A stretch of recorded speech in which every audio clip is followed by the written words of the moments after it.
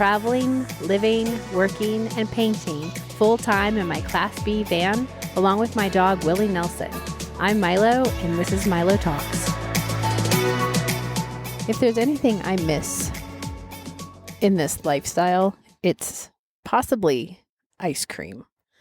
I don't have a freezer. The original refrigerator that came with this model of RV had broken with the previous owners, and they had been unable to get it resolved and fixed. So instead, I now just have a cooler refrigerator. Now, it could either be a refrigerator or a freezer, which of course it's only practical as a refrigerator, as it's my only mode of keeping things cold in the van.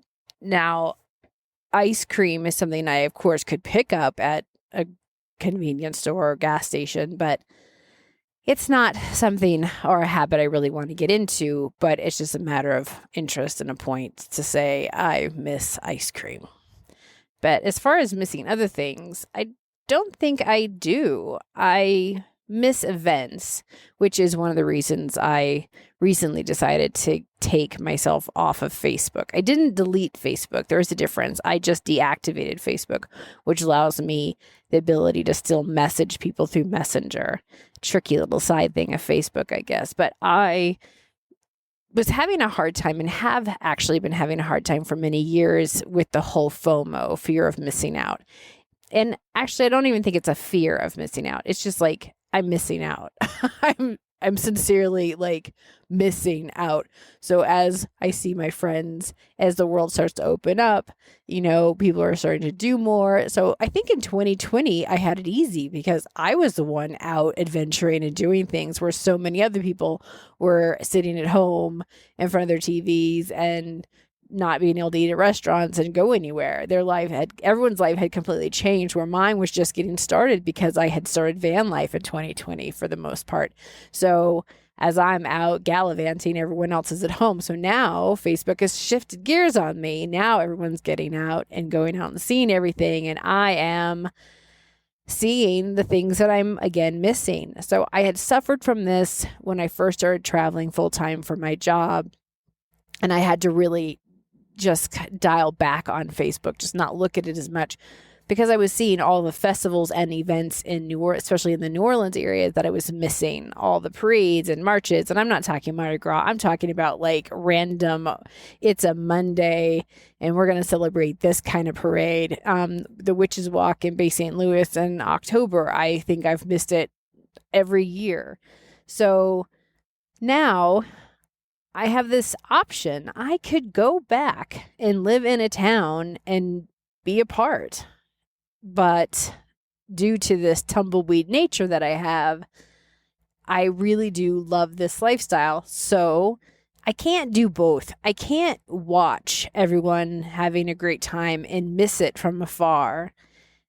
Otherwise, I'm not really being present in my own experience. I'm thinking about what I'm missing. So I've recently turned off Facebook. So now I will be missing out on seeing what everyone else is doing, and I'll miss those photos of your food that you ate, or the cocktail you're having, or your pictures of your knees at the beach, or your new mask-free experience. I'll miss all of that, but psychologically, I'm doing myself a favor by not looking at the things that I can't be at, the things I can't participate in. So with that said, I'm still really happy for everybody and all the things they're doing. But I think for my sanity and who I am and where I'm at in my life, it's better for me just to stay present and focused and where I'm at and what I'm doing and where I'm going next. So let's talk about what I'm doing. Camp hosting. It's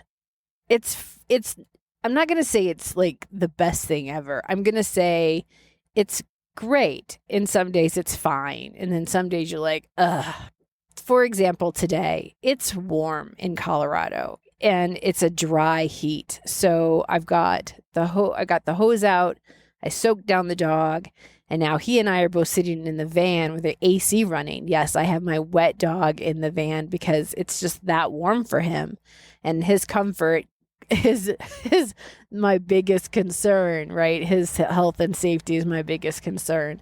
So it's warm today, but it's also a pretty quiet day. It's Saturday, which means all the campers have pretty much arrived Friday for the ones who are going to stay through the weekend. There's a small transition, maybe 8 to 10 people have left. Those campsites will be cleared out, fire pits cleaned, and then a new crew will come in around 3 o'clock, 4 o'clock usually. And then into the night, we give firewood, but it's really not that difficult. Today, it's just really about heat. It is interesting to see the different types of way people camp. There are 63 sites here, so you have 63 possibilities of seeing different types of outfitted rigs, whether they're in tents, in their cars, in these big Class A's, Class B's like mine. There's one here this weekend, but it's a custom build. It's the same Dodge engine. Actually, no, they have a diesel, but they have a custom build. And so it's interesting to see people's awnings or all the accessories that go along with it. Speaking of accessories, I did make an amazing purchase because, sitting is so important when you're camping. And I had noticed these like hammock chairs, this hammock chair, and I wanted one in my life. So after talking to a couple different campers about their hammock chair, I went ahead and purchased one of these swinging chairs. Now, there are really expensive ones that are like $300. I think that one's called a Stargazer. I did not get that. I didn't go that crazy. I got the kind of the middle of the road. It was like an $80 one, but it is really quite comfortable and I highly recommend it. If you're going to be sitting outside for extended periods of time, which I am when it's not hot. I will say I have had flashbacks of high school in some regards, and I might be saying that just so that I could do this painting that I have in my mind that I've been wanting to do for some time. It's reminiscent of some other portraits I have seen, and I had wanted to try one of my own. So if you're watching this on YouTube, you're getting to see this painting unfold, and this is where the thought came from. You see, I don't think we ever really leave the dynamics of high school. Some people can outgrow,